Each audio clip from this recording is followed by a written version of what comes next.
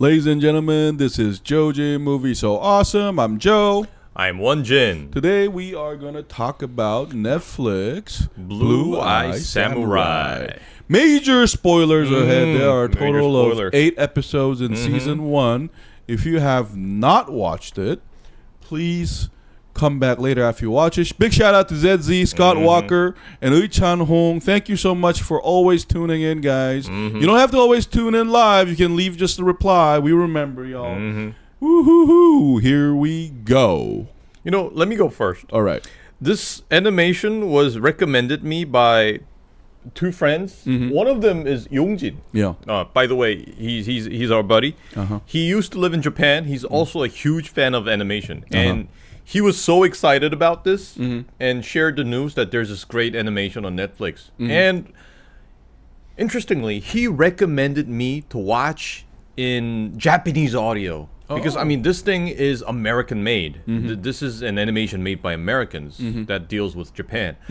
And so the original audio is English, which is quite peculiar for Japanese animations that we're used to, because we usually have like Japanese original audio and then we have the English dub, but this is the other way around. He said it's so much better in Japanese audio, but I just watched it in English. I didn't get the chance to watch it in Japanese audio, and even with the English audio, this surpassed my expectations. This animation series was very good.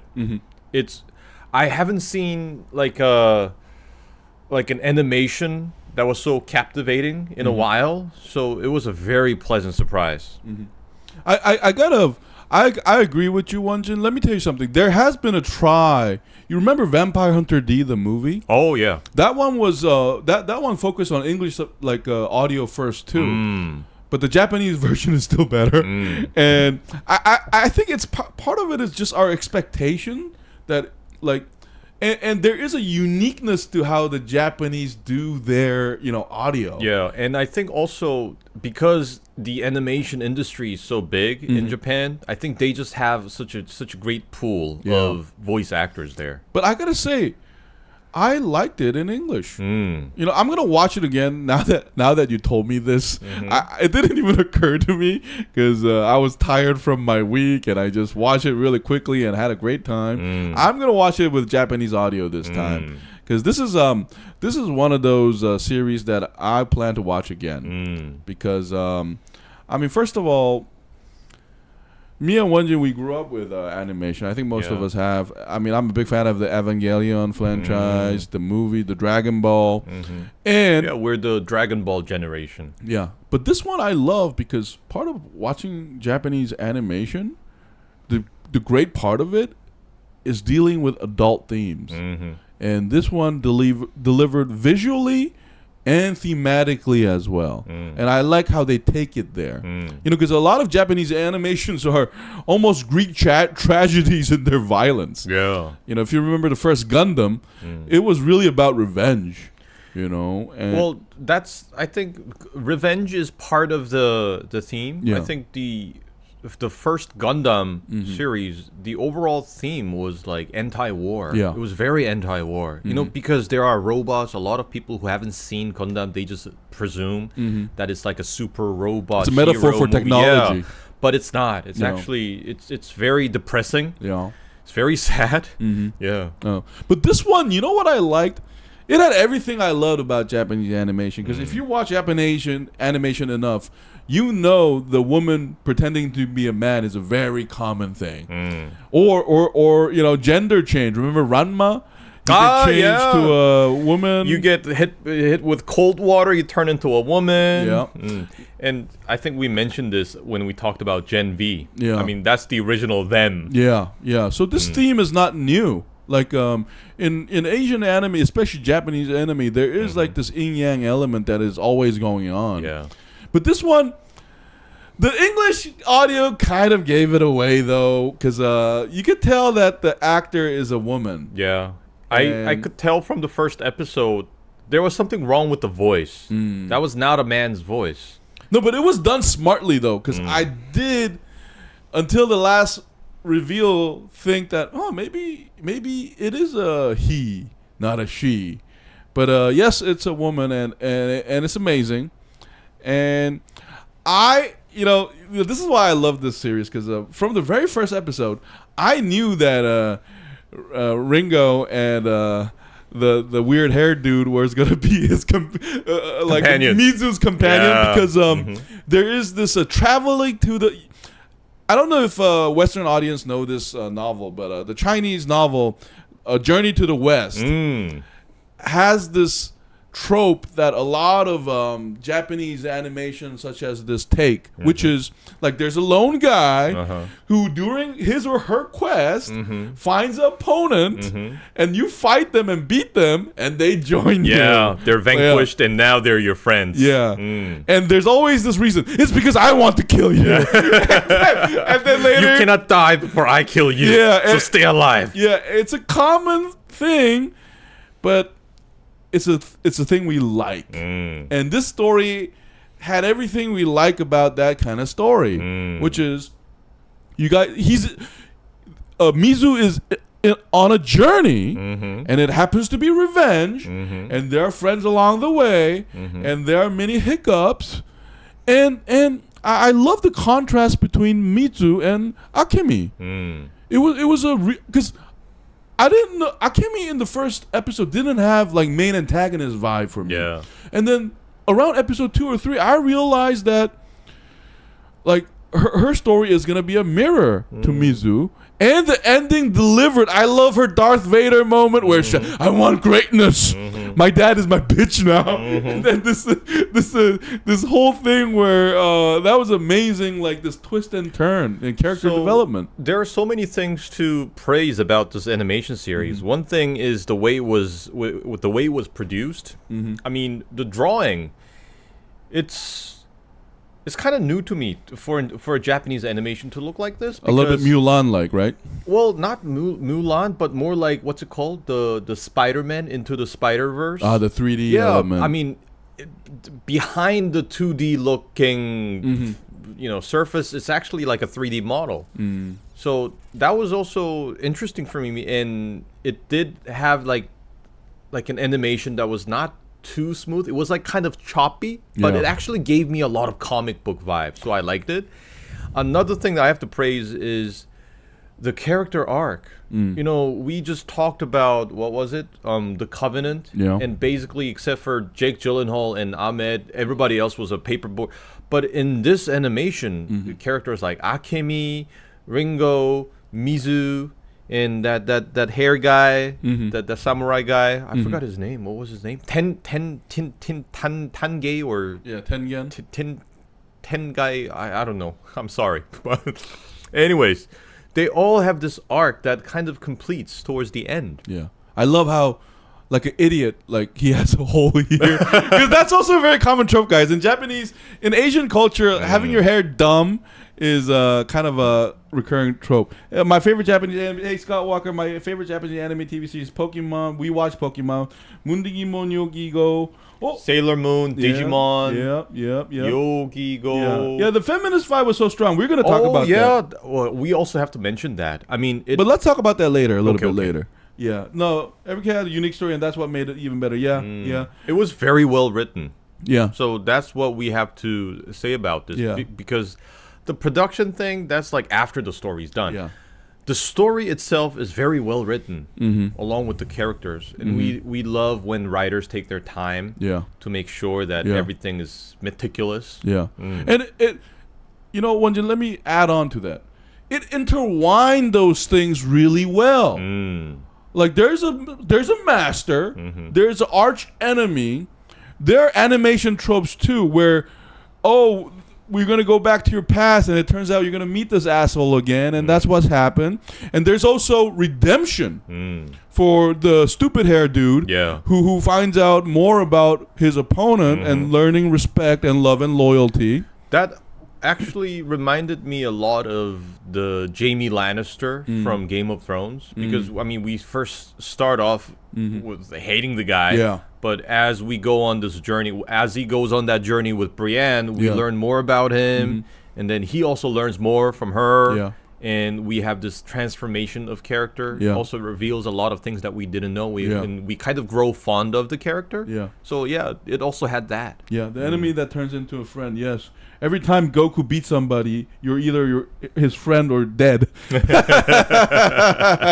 that trope we love. Piccolo. Yeah, and I would say the characters were charming. And this one is so hard to choose a favorite character because who was your favorite character, man? I think my favorite was, strangely, I really like Madame Kaji. Oh yeah, her character was fascinating. It was very well put.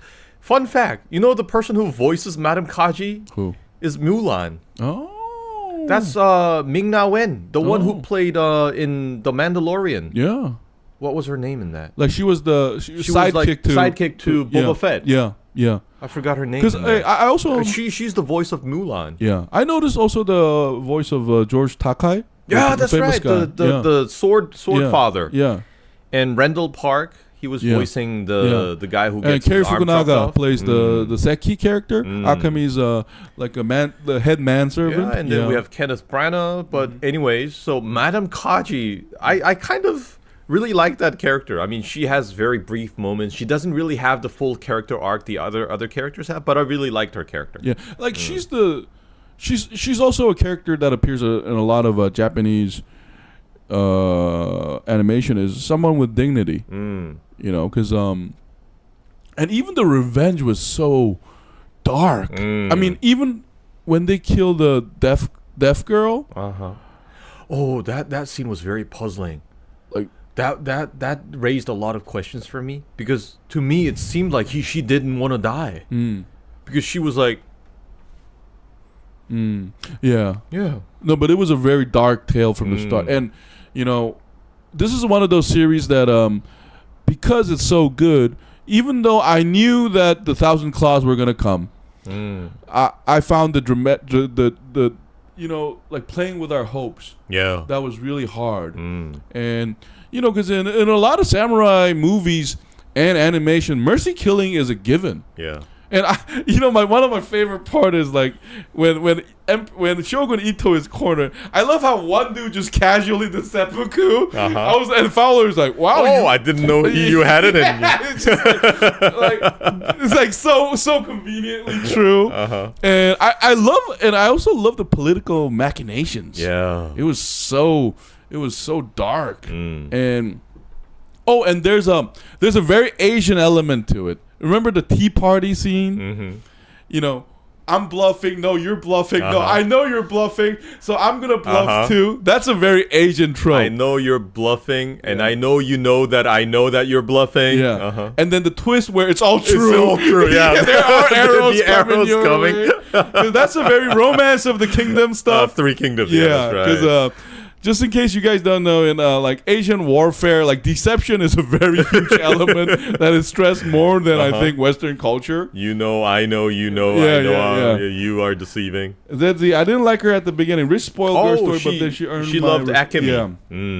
No, Akimi's arc was one of the most fascinating. Yeah, that's right. And it was built up so well because she starts off very different from Mizu, because Mizu is competent. That's right. Very competent, but her challenges are bigger and more physical. Yeah. Akemi is one of, like, her rise is almost like the emperors in like Ming Dynasty or something. I don't know.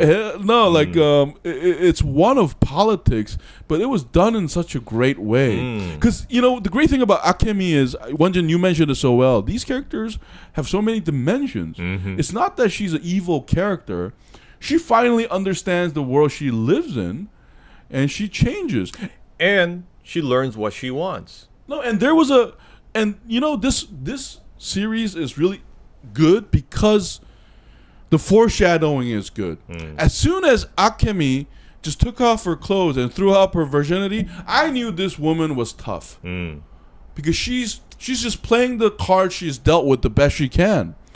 Sex is a huge political weapon, and she when she did it 2 times, I thought there might be a twist on her, because it didn't seem right, like somehow emotionally, that she would just go and live a happy life.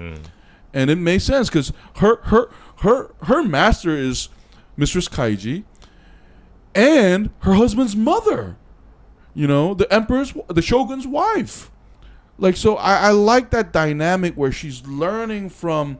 She's kind of like since you mentioned Game of Thrones, kind of like Cersei Lannister. She mimics her opponents, and I like that aspect about her. I mean, this is at least my personal opinion. In the political way, I thought she just never had the chance to learn what she really wants, and it's Madame Kaji's advice that kind of made her open her eyes. That was my take. There was build up though, because she has to listen to Seki, she has to listen to her father, and she's trying to decide for her own. But in the end, in the bridge, she says, "I want greatness." So she's more like her father than she thinks. Yeah, because in the first episode, all she wants is to be with Taigen. I think that was his name. Taigen. Yeah, that's what she wanted, but I guess it wasn't. At the end, she learns what she truly wants. And that is a very adult theme because, you know, you think you want something until you have it in your grasp. You're not really sure. And it's a very adult theme. And I like how she likes Kyoto. Yeah. And I also like, you know, how, you know, when Seki, he claims that he knows her, so he intentionally makes her go through all those hardships. I like the fact that she didn't break, and that's when I knew that she wasn't just gonna be like a cardboard character as a plot device. And his death was also, I think, maybe a convincing trigger for her to turn to the dark side, so to speak. And then Scott Walker, my favorite character from Dragon Ball Z is Goku because he eats a lot. Yes, that's also a comedic trope that happens besides Dragon Ball, where seemingly, you know, small dude eats a lot because the eating is like in Asian culture, fat shaming doesn't exist. If you're fat, you're called a fat bastard. So across cultures, so that's something you have to be aware. Oh, but one of my favorite is Ringo. Like, I've been fighting all my life, and showing of the hand and how he the only thing I didn't like is when he was disappointed that Mizu let Akimi Akimi be taken by her father. Yeah, I was like, dude, you don't know Akemi. This warrior just killed a whole gangster clan. What are you talking about? The Thousand Claws clan. Yeah, and we have to understand that Mizu never identified herself as a samurai. Yeah, that's true. Yeah. But I like how she gets positive influence from people around her. And another great subplot, my favorite episode is, I think, episode 6, when the Japanese the play thing. Yeah. That was also my favorite the doll episode. play and Mizu's past intertwining together. And I love the fact that the story of the Ronin isn't like 100% like Mizu's story. It's gender fluid. Yeah. Yeah. It's very, very obscure. Yeah, it was a very clever. So it's showing you the conventional story, we know, but it turns it on its head where it's the wife that's the Ronin, and there's a man, and there are these expectations. Yeah. And Mizu finally, you know, because from the very first episode, which we don't get much information about Mizu, finally there's an answer. Yeah. And she said a lot of times that she wasn't a samurai. But it's like, hey, Zezzy, it's like this. The man that denies God becomes one with God. You know, it's that trope. Because I knew when she kept saying, I'm not a samurai, I'm like, you are going to be a samurai, aren't you? That's right. That is so true. Yeah. That is so true. Yeah, it's like one of those story plot device where, you know, I hate God. And then God's like, come over here. You have your or favorite. We have Nicolas Cage like getting up to prove that there is a God. And like in Con Air, I'm going to show you that there's a God. Yeah. But that episode was brilliant.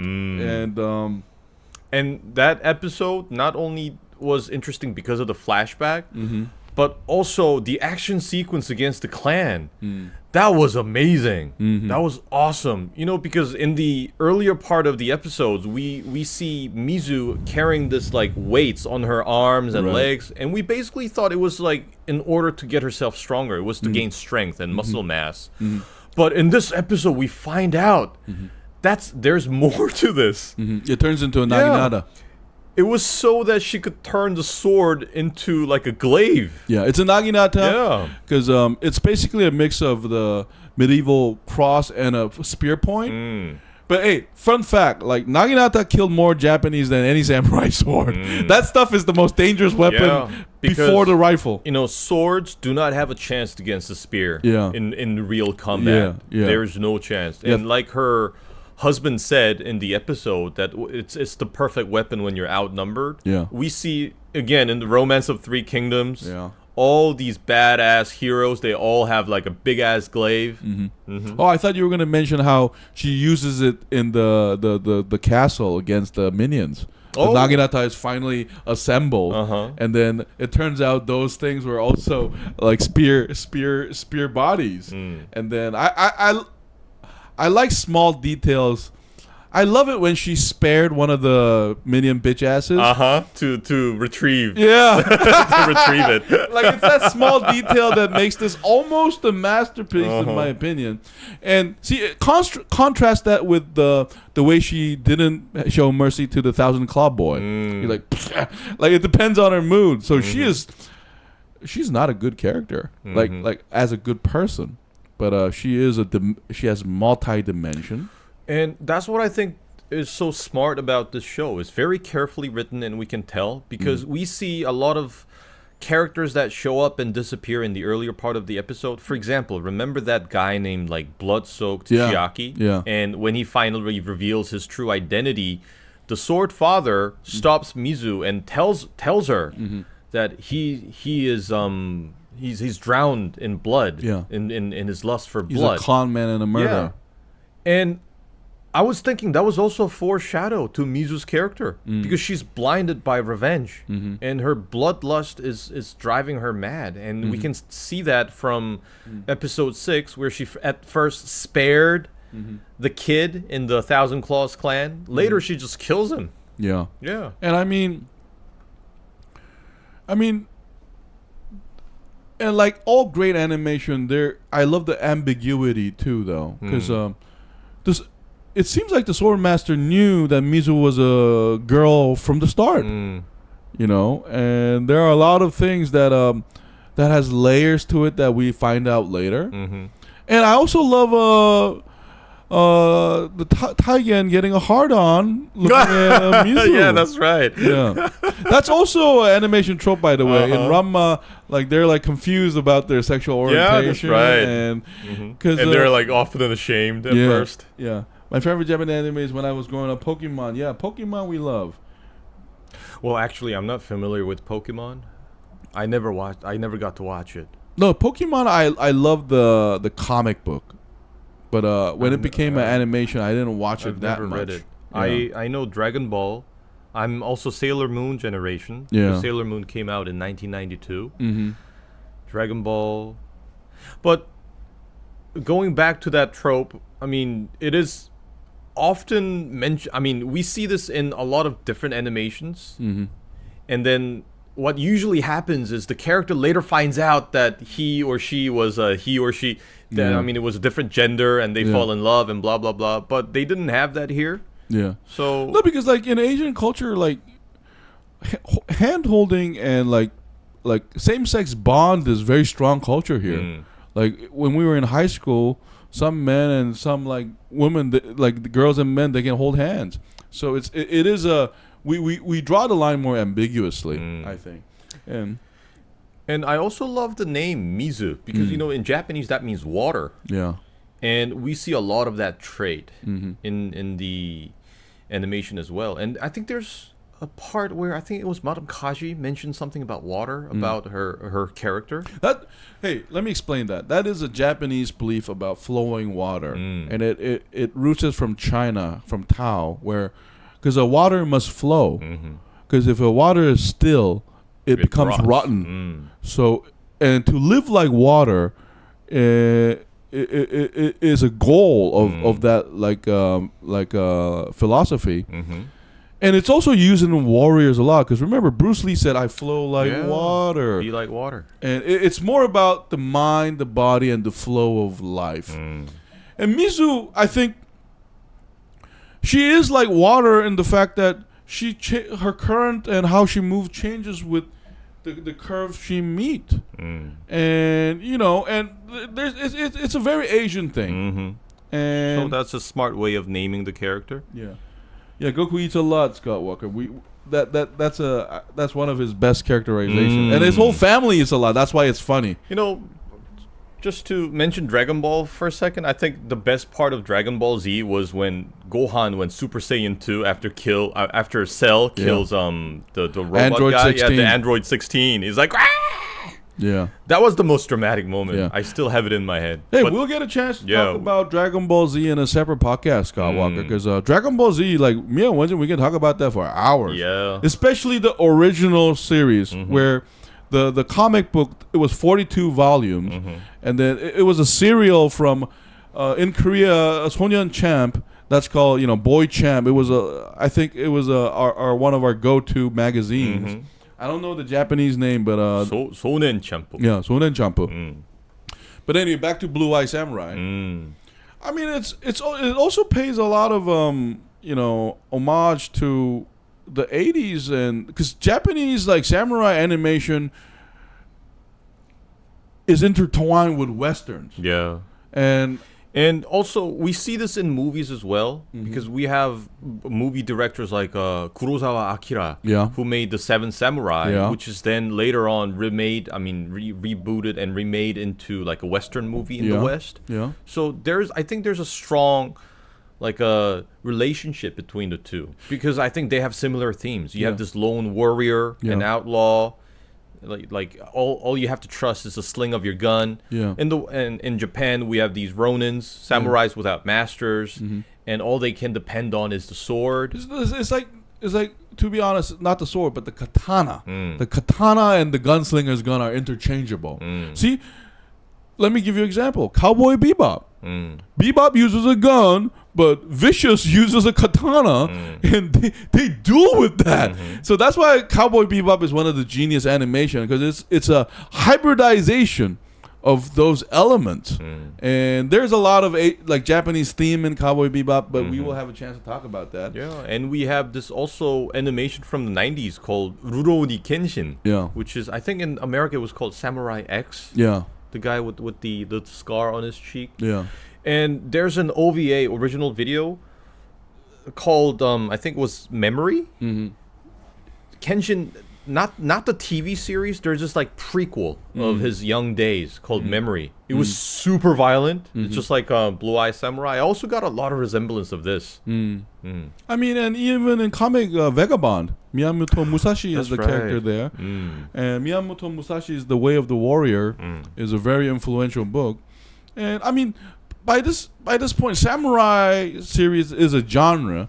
But the reason why we like Blue Eye Samurai is, here we go, what ZZ mentioned, the feminist element. Ah, that's right. Yes. Which is a fresh take on this. Yeah, I mean, there's also racism here. Racism, feminism, and we have to mention like the 80s and 90s, and also in 2000s, these animations. Chanbara. Chanbara is like these like samurai stories and stuff. And also ninjas. When you watch these animations, the female characters, they always have this stereotype, and they usually have this like like a sidekick kind of element, and also they usually fall in love and have this. They're there. No, let me give you a worse like one. A romance piece, basically. Or they appear as demonic harlots. where they're yokai. They're yokai. That's a Japanese term for boogeyman, and they turn into foxes or and they eat also you. Seduce men. And kill them while having sex. That's the kind of the stereotype we had from these animations. And also probably movies from the 80s, 90s, and also 2000s. But here, the role of women in the samurai era is very, very different. And I love the fact that they intertwined and weaved the message into the into the series in a way that wasn't very disturbing or like disruptive. No, here's why it was very natural. Here's why it worked, Won-Jin. Because it's the point of view. Like Mizu and Akemi's point of view are the main point of view of this whole series. So even though it happens in a place where, you know, like, because medieval Japan is very strict in gender roles. Like the whole samurai culture is built on that. But we get a POV of the woman who's also facing racism and fighting a white opponent. What do you think about Fowler? What do you think about the opponent? I kind of like the villain. I love his nihilistic attitude. And I also like the fact that he was in this series like a symbol of toxic male patriarchal villain. Well, don't you think he was more of a symbol of like colonialism and stuff? Well, that too. Yeah. And we don't know if he is the father. I don't think he's the father. Yeah. You can see from the eyes. He doesn't have blue eyes. I don't think it's him. But that could happen though. Like blue eyes, brown eyes. I think cross gender happened. But what I was trying to say was we're going to London at the end, and I think there might be a season 2 on that. I really like the whole political correctness of it. Also the fact that they mentioned the concept of invasion and colonization. It could have been only about Japanese, but it wasn't. It was more.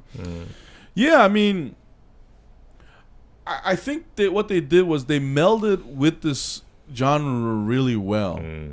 Cause the gun thing is was interesting to me. Can I be honest? Like, it's totally fiction because Japan was already using. By then, I think it was based in like the mid 16th century. Yeah. They already had guns. Yeah, because for people who don't know Japanese history, the shogunate is basically after the Senkoku period of where everybody was against everybody. Yeah. But during that war, there were monks who knew how to shoot Portuguese gun like sharpshooters.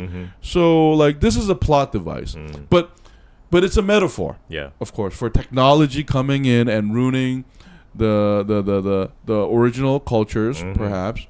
And Fowler, he's almost like a capitalism incarnate character because he literally says, "I'll bring trade and money," and he looks as Christ as like, I don't even believe you, or you're gonna bless me anyway. He's like Columbus' favorite, like how Columbus wanted to be. Good point. Or how Cortez messed up Mexico. He's just such he's a fascinating stereotype though. I just like how he's so unapologetically vicious and brutal. And I love how the show the guy who got his hand cut off, like, he hates him. I hate his smell. I almost wanted them to make a joke about Asian and white people armpit difference, but we'll talk about that more later. But one thing I also liked about Fowler is that he's depicted as someone who's not just a colonist, but he's also a very capable fighter. We see from a very early stage of the series that he's very adept with the sword. And also I love the fact that it's kind of it avoided our like most natural expectation, where Mizu reaches the castle, finally faces Fowler and defeats him. That didn't happen. He was so powerful, basically she had to run away to fight him another day. Yeah, but that's kind of like Star Wars. First time I meet Darth Vader, he throws me down, and then later I fuck you up. So like, I like that. I know what you're saying. So the one thing I did not like about this series was that in the last episode, Fowler had more than enough chances to kill Mizu in an instant, but he didn't, and I thought that was a plot device. Because I think that was like one part that kind of ruined it for me. Because he had like a clear shot, a clear chance to slice her head off, but he didn't. Well, it's plot device. You know how like the villain is always slower in the choke. But you know what? I was a little bit disappointed though. Hey, I love the Mizu's castle invasion scene because I love it when. I think ZZ will agree. The reason why I love Fallout is it mixes like these weird technologies. And you know, I love the monkey. Yeah. Oh yeah. That Me monkey too. was cool. No, but the castle I love because they have a CCTV system. That is using mirrors. Yeah. That was brilliant. Yeah, that was smart. Uh-huh. Like I gotta be honest. Like that's why like in the last episode I thought the Swordmaster might bring him in like a medieval plane or some kind of weird device. Because in Berserk, one of the great things is the hybridization of what we think modern technology can do and bringing it to medieval technology. I don't know what happened with the stone though. Remember, the first episode shows this like an meteor. Yeah, the meteor crashing into the village, and they took that space metal. I don't think they still managed to melt it. No, she did. Mizu did. Was that it? Yeah. Was that the space metal? Yeah. Really? Yeah. Because I don't think it was. No, it was. No, my friend. I'm not trying to be funny. It was Mizu. So that was a surprise by the Swordmaster. He was like, I'm proud of you face. Like, yeah. So Mizu, while the master was away or something, made it with that. That's why it's a pure metal. That's why the master says this is pure. This is weak because it's pure. Because that metal is not the problem. I also like that metaphor in that of the metaphor of the it was sword, that. the sword metal, Yeah. and also the story that the thematic story going on with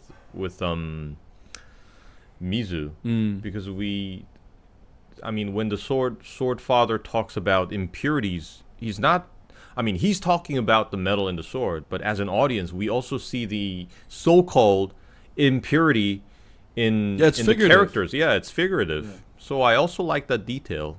Yeah. And Scott Walker, what do you guys think of the cartoon of Cartoon Network called Samurai Jack?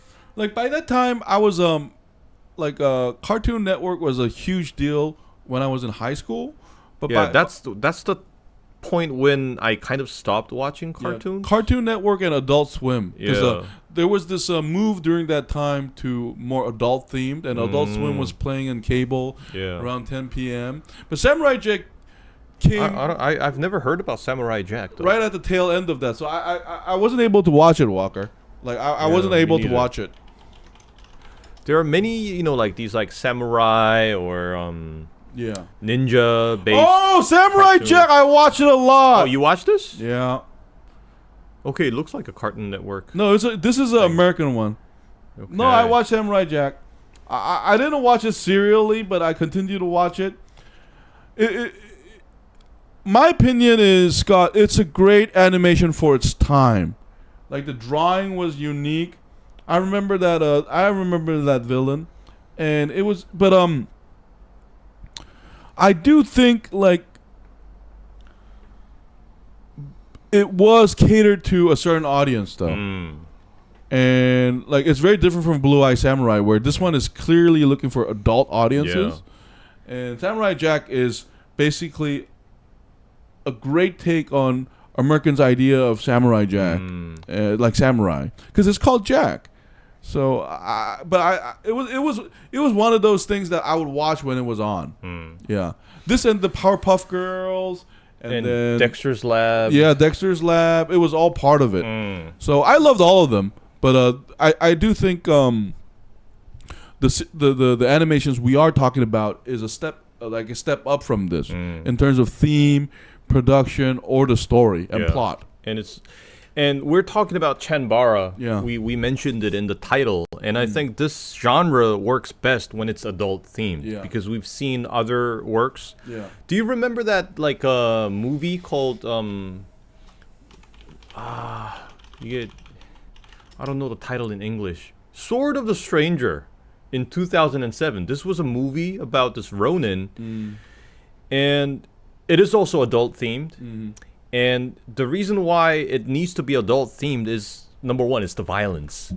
The action needs to have violence that can kind of give us the idea of the damage these swords can do. And there was also this ninja based No, I actually watched animation called Basilisk. Have you seen that? Listen, I watched all of it, but for the God's sake, I cannot remember anything about them because we watched so much of it though too. Like And you guys have to remember, we're literally talking about hundreds of movies and TV series that deal with the samurai genre. No, Basilisk I didn't see, but I did hear about it. It's very good. Yeah. Because even in samurai genre, there's a lot. Hey, have you guys played the game Onimusha? Onimusha. Yeah, Onimusha. Kimuja. Yeah, Kimuja. Because let me tell you something. There's a lot of different subgenres within the samurai genre itself too. And some of these, I think, are the ones where demons and samurai both play a part. And that's also a very huge thing because yokai being a problem in Japanese folklore is also a reoccurring animation story genre. And I also love them because those ones are also adult themed. There are a lot of movies that where there are yokais that are like sexual in nature. And a lot of that. So that's another genre from what we're talking about right now. That's right. Because we're talking about sword and sword play with some guns. But once there's a supernatural element, there are a lot of that too. And let me tell you something about Cartoon Network. Cartoon Network had the best shows back in the 90s, but today they just... Yeah, I heard about it. Because I think, Walker, like, the age of cable TV is just gone. And I do agree that was the heyday. Every one of their shows is part of my childhood. But we'll have a chance to talk about that more. I think when I was young, I had this Nickelodeon channel. Yeah, no, Rugrats. that's the kind of cartoon I want. No, but Cartoon Network was an upgrade from that. It was one of those Cartoon Network was your favorite after school. It's 3 to 4 p.m. You're gonna start watching that. Like Cartoon Network was all over the place. And I'm not ashamed to say I love Powerpuff Girls. They were awesome. You know, I think I didn't get to watch it because I didn't have that channel when I was that age. No, but I was right in middle school and high school when Adult Swim came out, and they were testing the boundaries because back then, even in cable or a regular channel, it was really hard to put on mature content, especially when it came to cartoon. You know, because you got to remember, South Park played at night; it didn't play on the daytime, and especially, hey, I think Walker, you're gonna get this in America.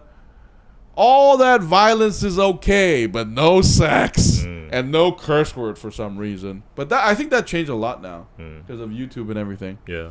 But anyway, back to Blue Eye Samurai.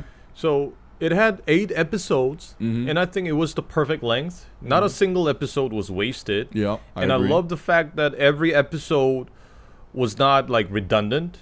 It was dealing with a different character and also a different story, a different quest. And I really wish that they're working on season 2 right now because I think there are a lot of things that need to be answered. They kind of gave us this like open ending where there's a lot to be interpreted. Yeah, and I expected. like that too. Yeah, and hey, Zizzy, I do hope so because you know what I love about the last episode. When Fowler said magic word, I had no idea what he was gonna say. Yeah, I was like, I mean, our teachers always said magic word, please. Yeah. What's the magic word? The plot structure was so good that I was caught off guard by that, and now it has me imagining a samurai jumping around London with two like a Robin and a butler, basically. Like Alfred in the 16th century. Yeah, that would be amazing. Hey, Zezzy, if we are gonna have some London stuff where it's the Industrial Revolution, then we're gonna get some like medieval helicopters and stuff, medieval machine guns. We love that stuff. But remember, that stuff works in Japanese animations because I remember this animation called The Secret of Blue Water with Nadia. It's based on like the end of 19th century, and they have these like tanks and submarines that could not have existed by then, but they do, and we're okay with it because it's a cartoon. Oh, Walker, Dexter's Lab. Yep. I mean, and Johnny Bravo. I remember Johnny Bravo. Hey, Walker, you know what? I do miss that kind of animation style, though. I think it'll be amazing to have like a mature show that uses. Because one of the great thing about cartoon is the freedom it gives. So, like Blue Eye Samurai, I think they were seeking a cinematic / realistic violence. But I don't like South Park. When it's violent, it's funny as hell. Like I think they can utilize that particular 90s animation style, and I agree with you, Walker. I love that stuff. Like Dexter Lab is favorite. What was that? Like it's not always Dexter, right? What's the sister? Yeah. The sister messes everything up. Yeah, because it's funny because like Dexter is a genius and none of the family sees it. That trope is also very funny. But it's kind of repetitive because we also see that in, what's it called? Pinky and the Brain. Remember the Animaniacs? No, but Won-Jin, here's the thing. It's repetitive for a reason, and we love that. Yeah, because there's always the same premise. Because, hey, listen, Tom and Jerry is the same story every time. So we love that about those oldies. Hey, guys, if you guys want to talk about cartoon, we can talk about that forever, too. But, hey, if enough of you want to, we will talk about it. Okay, but hey, thank you. But back to Blue Eye Samurai. I do wonder, like, if season 2 happens, I do wonder how they're gonna structure the story, though, because we have Akemi's rise as the de facto shogun story going on, and the London Revenge story. So I think there's a lot of they have a lot of freedom to bring the story back to Japan if they want to, and see that's what I'm looking forward to, because Mizu is still of my central interest, though. She is such a fascinating character. And, hey, listen, her being a woman is such a plus for the show, because when Fowler said, oh, your bones break like a woman, I was like, oh, you're going to get fucked, aren't you? I was like, yeah. But we've seen her demon side, so we know it's not going to matter. And, like, the odds she's... Oh, and here's another reason why this as a woman makes sense. Because...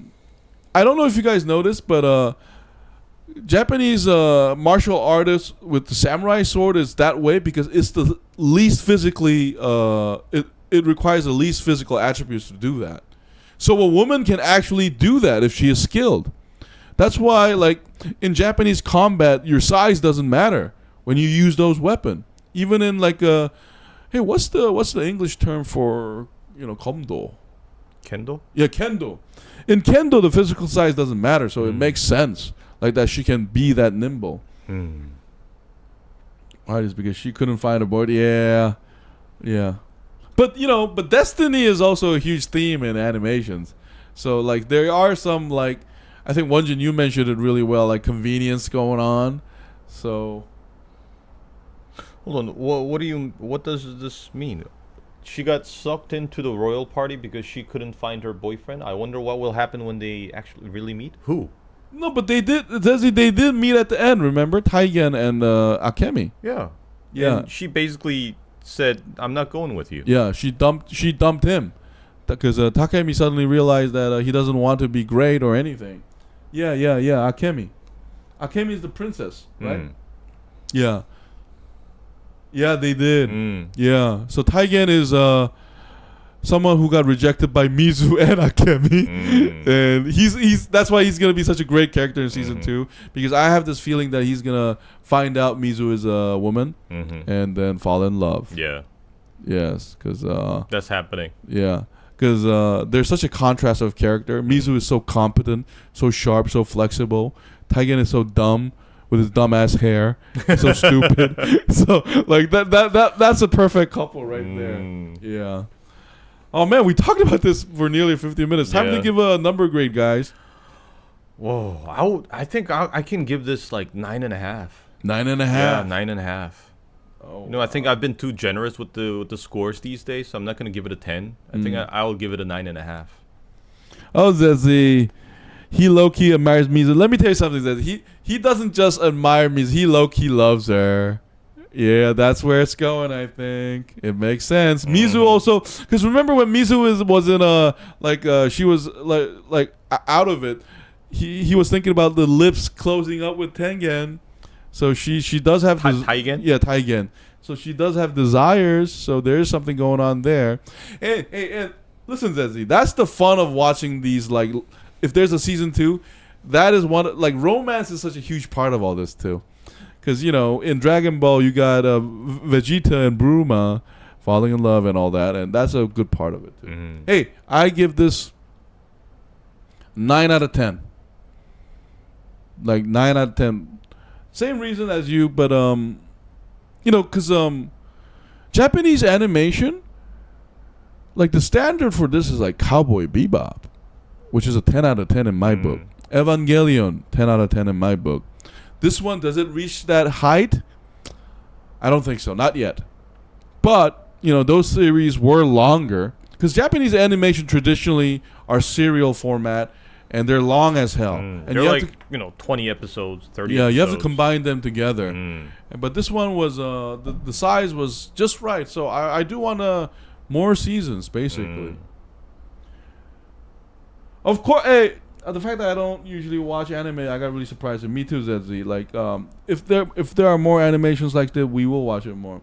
Scott Walker, do you guys remember a Japanese anime called Neon Genesis Evangelion? Hell yeah, we do, Walker. 26 episodes. I used to have a limited edition DVD of it, and I also watched all the movies. Sailor Moon is a great animation, and I loved it, Walker. I really did. I only liked the first season when I was a child, because in the end, it kind of becomes like Dragon Ball. Yeah. Like, you face an enemy that is basically undefeatable. And through some like dramatic moment or some miracle, you have this sudden surge of power, just like Super Saiyan. Yeah. And then you finally defeat this enemy. Yeah. And it's supposed to end there. Yeah. But then a stronger enemy comes. And the same thing repeats over and over again. You know what happened, Won-Jin? So there's this like inflation of power. No, you know what happened, Won-Jin? They started making more money, so they couldn't stop. So there's like Super Saiyan 2 and 3, and I watched Dragon Ball GT. It's like Super Saiyan 4. Yeah. And now apparently there's like all sorts of like new levels of power. Yeah. That happened with Sailor Moon. Shout out to Walker again. What about Card Captors? Card Captors was all right. Not really my thing. Not really my thing. Me neither. Yeah. But we grew up watching those animations, like Evangelion. Yeah. But Evangelion, one problem with it was, in the end, it kind of becomes too confusing. No, I disagree. I think it's intentional. Yeah. I think the director's like basically saying "fuck you" to all the nerds. No, it's not. Yeah, no, that's what I think it is. It becomes. It just has this like sudden jump. Hey, listen, let's stop. To something that stop. Thematically stop. like. Oh. So if you're gonna talk about Evangelion, we're gonna have to do another podcast to talk about it. I think it's overrated. I'm sorry. Who am I talking to? Anyway, Evangelion is overrated. My fiance is diehard Sailor Moon fan. He costume, and my mother is buying the box set DVD of the original for Christmas, and her favorite character is Sailor Moon. Hey, we love Sailor Moon. Hey, good for her. Hey, like I love that stuff. I love it. If I ever get a chance to do it, I'm gonna dress as the Doom guy. I love Doom Eternal. Hey, but guys, thank you so much for joining with us this week. I mean, we had 2 podcasts today, and I can't thank Walker and Zedzi enough. Both of you, thank you so much for partaking with us. And please come back. We are on every Saturday, so you don't have to always be live. And if you want, hey guys, if you guys want us to do a review of a series or movie, leave it in the like, and we leave it in the reply, and we'll definitely do it. We forgot. I forgot to mention one thing from the animation, and that is the husband of Mizu. Remember? Because I think it also has to do with the feminist message, because we know that men often don't like women who are competent or powerful, and he was like a great example of that, because the moment like he tries to have this a light sparring with his wife, he kind of expects that she's gonna hurt herself, but in fact he gets his ass kicked. Yeah. Like ass handed to him, and his initial reaction is it's not admiration or respect. We can see that he's embarrassed and he's ashamed of it, and eventually he even calls her a monster. And I think that was like intentional message. Yes, Won-Jin, it was. Why couldn't you have said this 30 minutes ago? I don't know, because it didn't come to my mind. We were distracted, yeah. But anyway, Anyway, guys, thank you so much for tuning in. We're going to come back next week with something. Me and Won-Jin will definitely discuss what you said, Walker, and Zedzi. Everything you guys said, we will always review. Thank you so much for tuning in. Please press like and subscribe if you like our stuff. This has been JoeJinMovieSoAwesome. I was Joe. I was Won-Jin. We'll see you next week, guys. Thank you so much. Bye-bye. Bye. Shout out to ZZ. Shout out to Scott Walker. Shout out to Ui Chan Hong. Thank you for watching. Boom, boom.